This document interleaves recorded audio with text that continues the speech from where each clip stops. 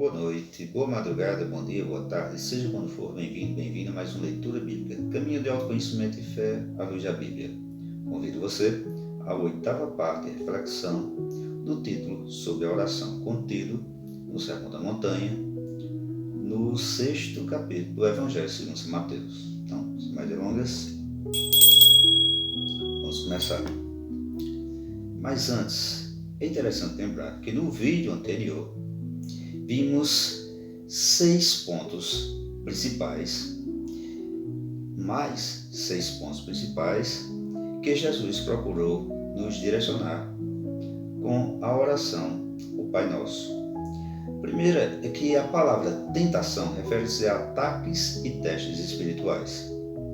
Segundo, que enfrentamos batalhas invisíveis contra seres espirituais que visam nos afastar do Altíssimo ou para vencer os testes que têm por fim fortalecer nossa vontade de escolher nos manter perto de mãos dadas com o Pai Celeste. Terceiro, que é essencial pedir força e proteção diariamente ao Pai Celeste. Quarto, que a tentação não é apenas um tropeço, mas um convite sutil ao pecado. Quinto, que devemos manter um relacionamento íntimo com o Deus Altíssimo e alinhar nossas ações à sua vontade. E por último, que a resistência à tentação requer um posicionamento crítico e comprometido com os princípios divinos do Pai Celeste. Hoje vamos refletir sobre o trecho "Mas livrai-nos do mal".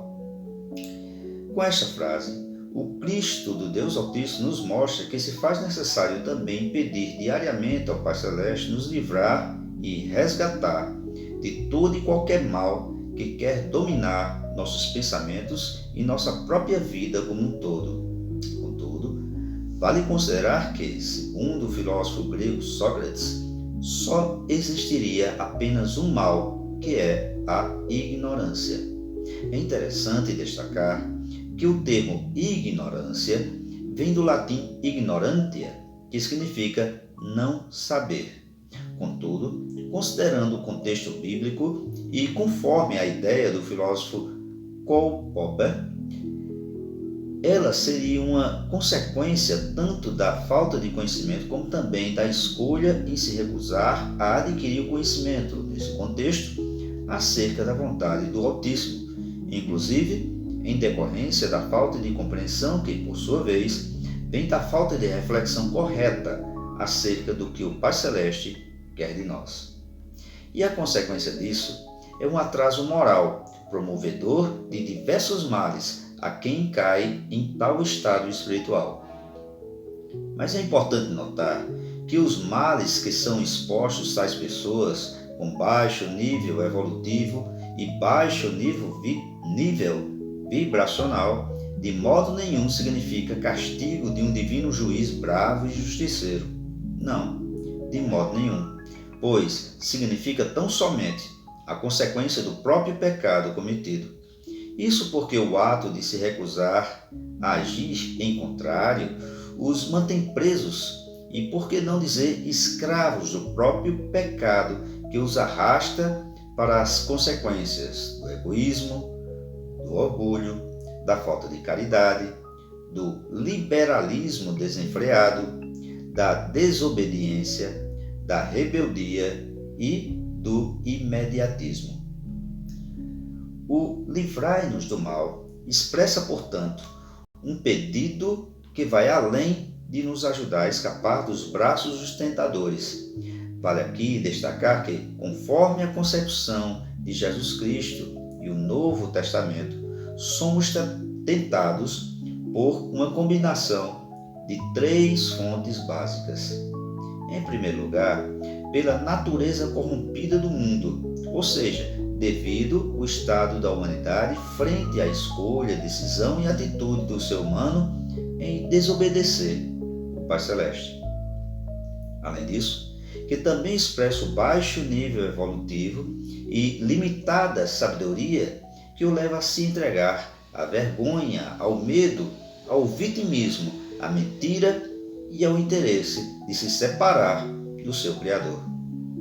Em segundo lugar, por se entregar ao prazer das paixões da carne, nossa própria inclinação ao egoísmo e ao mal.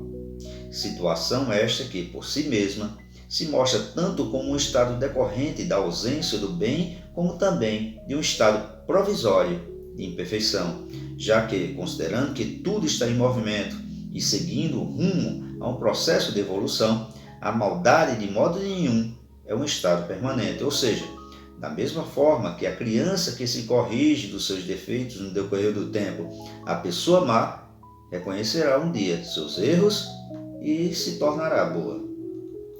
E, em terceiro lugar, pelas ações diretas ou indiretas do diabo, pois, conforme a Bíblia, Satanás atua como um inimigo que seduz e engana, tentando nos desviar do caminho da retidão, para que nos tornemos seus seguidores na busca por obter ainda mais adeptos para sua rebelião, direcionada, entre outras coisas, à luta contra o reino do Deus Altíssimo. Para tanto, se utiliza como meio de sedução as mais diversas formas que possam enganar alguém desatento. E, para tanto, procura meios de conduzir esta pessoa ao sombrio prazer de pecar, sendo sua principal arma a promoção da infelicidade. Vale considerar que, tal qual uma hiena, seu foco tanto são espíritos como pessoas carnais que caíram em baixo nível vibracional e estado evolutivo, optando, segundo esta condição, por uma moralidade atrasada e uma ética imperfeita. Ao percebê-las enfraquecidas e infelizes em uma ou mais áreas da vida ou espiritualmente doentes, atira suas flechas espirituais sob forma de perigos, calamidades, doença ou mesmo ações que buscam ferir moralmente, como por exemplo, críticas destrutivas, comentários maldosos, ataques à honra, de modo a afetar negativamente a reputação, como falsas acusações, insultos ou promoção de descrédito social em meio à divulgação de afirmações que agridam a reputação. E conseguindo seu propósito, seduz o indivíduo de espírito enfraquecido pela infelicidade, sofrimento, tristeza, ansiedade e medo para que venha a aceitar e confiar em suas ideias. E nesse propósito, tornam-se agentes do mal, da promoção da ignorância, da busca para afastar as pessoas da luz do Pai Celeste. Contudo, tal qual a pessoa que atrai pessoas erradas para a sua vida, por manter-se desatento acerca do valor de eliminar o sofrimento interior decorrente de experiências negativas acerca de si mesmo, dos outros e do mundo ao redor, e por sua vez gera escolhas, decisões e atitudes promovedoras de padrões comportamentais que venham a confirmar e manter determinado programa mental, atraímos tais seres para dar expansão ao caminho sombrio proposto pelo diabo, pois assim promoverão meios que venham a nos confirmar as crenças guardadas inconscientemente, de modo a também nos seduzir a escolher nos tornarmos também inimigos do reino do Altíssimo. Nisso, um ponto a ser considerado é que seu principal alvo é a família e outros fundamentos da sociedade para minar a fé e impedir a criação de novas gerações que sirvam a Deus, ao Deus Altíssimo. E assim, em meio a mentiras e enganos que levam os desatentos e fracos na fé no Pai Celeste e seu Filho Jesus Cristo, na unidade do Espírito Santo, em meio a uma visão doentia e distorcida de uma realidade forjada na ignorância, Satanás tece suas teias de modo a ganhar ainda mais adeptos para se oporem ao propósito básico do Deus Altíssimo. É importante lembrar que, segundo a Bíblia, a finalidade fundamental, básica do Pai Celestial, dotada de metas, inclusive de longo prazo, é o de levar o ser humano a viver em um estado de comunhão com Ele. É importante saber ou lembrar que a palavra comunhão vem do indo-europeu comoin, que significa compartido por todos. Logo, ele tem por interesse principal, o autismo, tem o interesse principal de compartilhar um relacionamento íntimo e pessoal com o ser humano, do tipo pai e filho ou filha.